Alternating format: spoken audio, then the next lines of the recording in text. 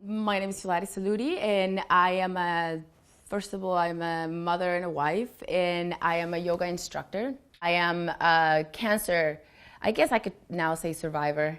I'm almost to the end of my treatment, so, add that to many lists of things that I do. I felt something. I had a lump that I felt, and I was going in for a hernia repair that was left from having a colostomy bag for 4 years for a previous colon problem that I had for the past actually 10 years. I'm still struggling with some colon issues. So I had to go for my 20th surgery related to my colon to fix the hernia, and I told the doctor who had fixed the hernia about the lump, and he said, well, it might not be anything, but just to be safe, I want it while you're under anesthesia, I'm going to go in and biopsy it. And so I go in thinking I'm getting my last number 20th surgery and I'm done with all this and this hernia is going to be repaired. And I woke up with the news that I had cancer. See, we were capable, I was capable of having a very frank conversation with my wife. We are in a very probably different medical circumstance than most people are. We'd been married for 9 years. She had 20 surgeries, or I think 19 surgeries before that. So we were very used to, and we had high expectation for the result that was going to come, which was, we thought was going to be hernia repaired, no breast cancer, and then, literally be done with all of our surgeries and our struggles. And so it took the wind out of her sails for a second. But for me personally, I gave it to her literally just, hey honey, how are you doing? I'm sorry to tell you you have breast cancer. As simple as that, but that's the relationship that we have.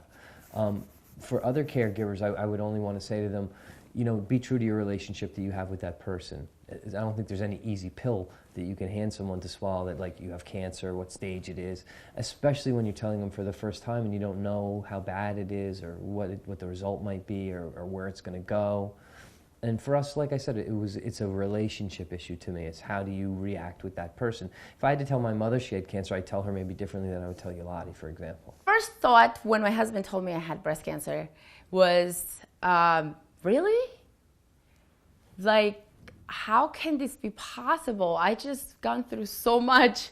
How am I going to be able to do this, And they only just told me that I had cancer. They didn't know what type of cancer. So immediately the thought, I'm going to die, came through my head. And I'm not going to see my children grow up. But I think that it was related to maybe the colon. Yeah, I thought maybe because of all I've gone through, maybe that played a part. I don't know. You will never know. I had no idea anything. I had no idea about anything about cancer. Now I'm an expert of the colon because I've dealt with it for so long. But when it came down to cancer, I had nothing, no idea. There's no history of breast cancer in my family. My grandmother died when I was 6 from cancer. But back then, nobody, they would tell you, don't tell anybody she has cancer. And so it was like a big, huge secret. So I had no idea about, where to go, what to do. I know cancer patients got chemo, that's pretty much the only thing that I knew. The doctor that found my cancer was a plastic surgeon who has been part of all of my, most of my colon surgeries that required a plastic surgeon because it was muscle flaps that had to be done. So he has been more than a doctor to me, as he's become a friend. Jerry, my husband, spoke to him right after surgery. So my husband told him I wanted to tell her she has cancer. So I already knew that I had cancer when he walked in. I could see the sadness in his eyes. I later found out that when he had to go out and tell my husband that I had cancer, him and my husband cried. So it was very moving, and I love him. We are a very strange family. We're a blended family. We have children from my first marriage, a child from her first marriage that I basically adopted as my daughter. And then we have 2 of our own. So like you said, we have an range of 18 to 4. But again, I'll go back to the first question you asked us. It's a relationship issue. What is your relationship with your children? How can you handle, how well do you know your children? So to answer your question, I had one conversation, very simple. Kids are together, and my parents. Yeah, brought everybody together at the same time and explained it to them once. Somehow, they're all ended up here that day. Yeah. It's so weird. We brought them all in, and we just sat them down. We said, here's what it is. Didn't go the way we had hoped.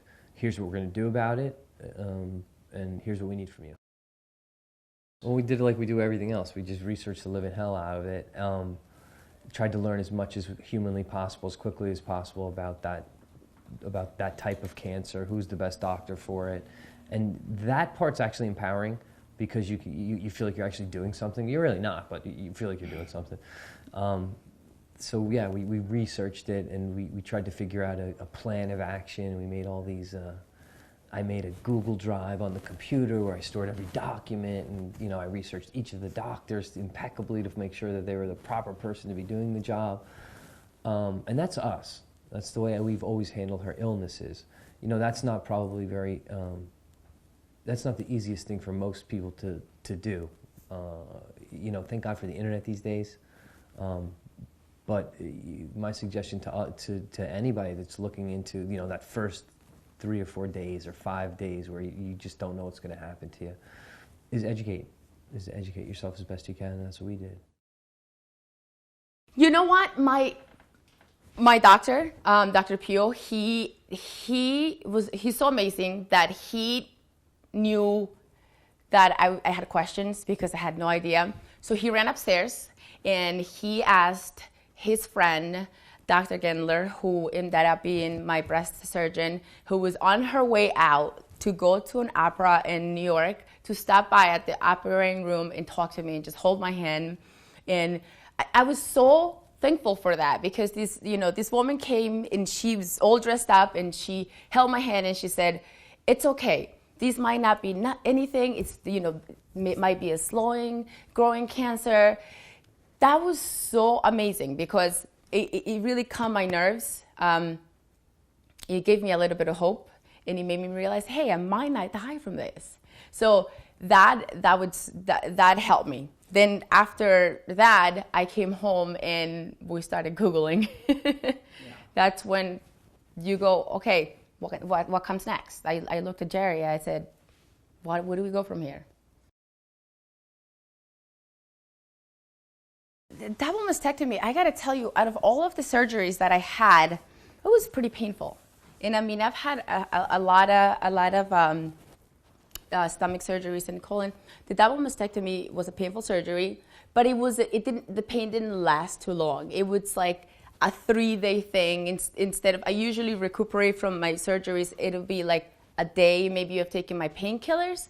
With the double mastectomy, I found myself that I had to take them for like maybe 3, maybe 4 days. And when I decided to go back to yoga, I had to take it really easy. I had a really intense practice because I've been practicing for 4 years, and I'm not very good at many things. One of the things I'm good is at yoga. So I practicing every day, I've developed a strong practice. It all had to be pulled in the back burner and just take it slowly. Kind of like learning how to walk again if you were a kid, when you're a little kid.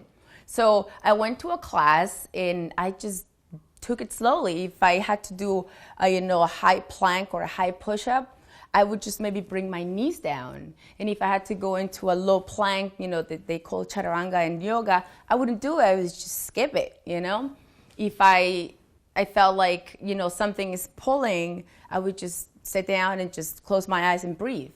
I was just happy to be in that yoga room. The energy of other people helps. Everybody has an opinion they want to give you, which is wonderful,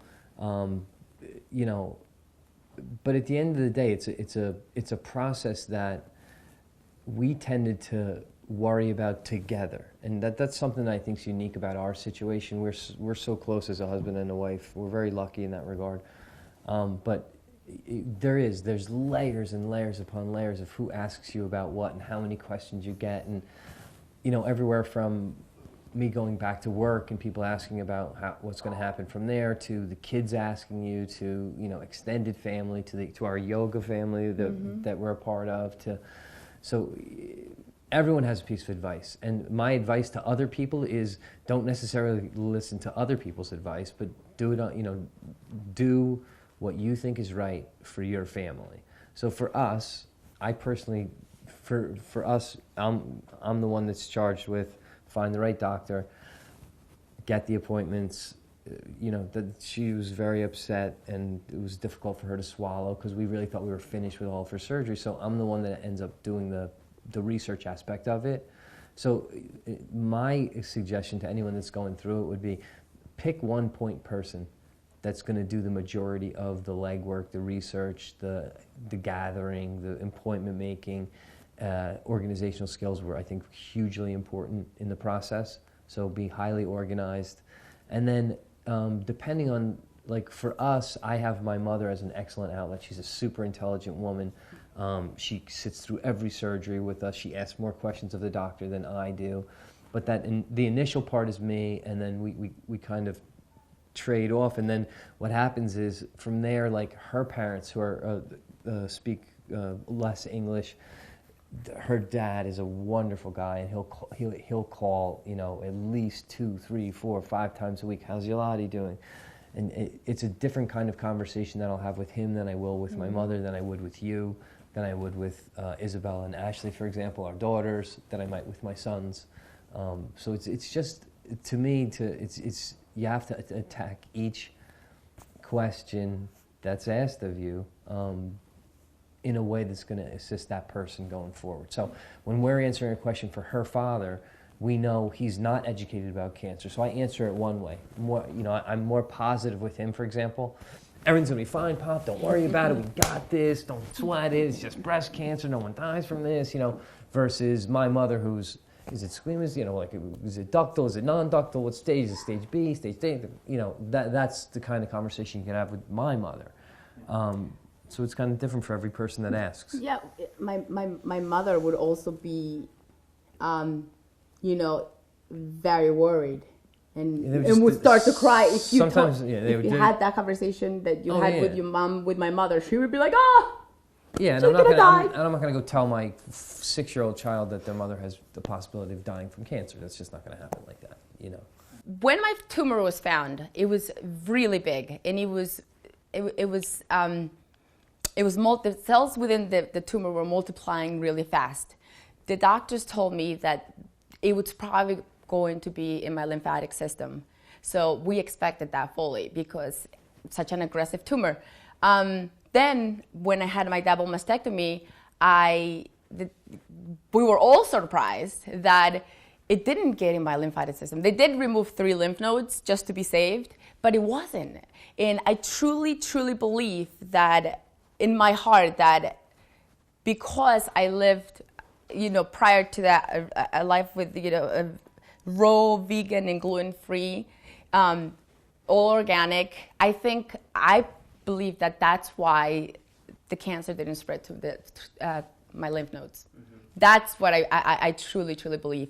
Now, I had stopped the raw diet, I think it was 2 months before I found that I had cancer, because I was in India and it was hard to go I went to India for a yoga retreat, and it was hard to do in India, stay with that diet. But I was still vegan and drinking, whatever, anything in my house is organic. When I found that after cancer, I was vegan up until my first chemo. And the chemo, as many of cancer patients or people might not know this, it changes your taste buds. It's among other things. So I found myself, I hadn't had a piece of meat in years. I've been vegetarian for quite some time and vegan for a little bit over a year. And I remember after my first chemo, I was like, I want a steak. And my husband looked at me, he's like, really? You haven't had meat in so long. But it was my body telling me, hey, this is what I need. This is what I want right now. So I still stayed through all my cancer treatments, I stayed with everything organic, but I was no longer, I couldn't stay vegan.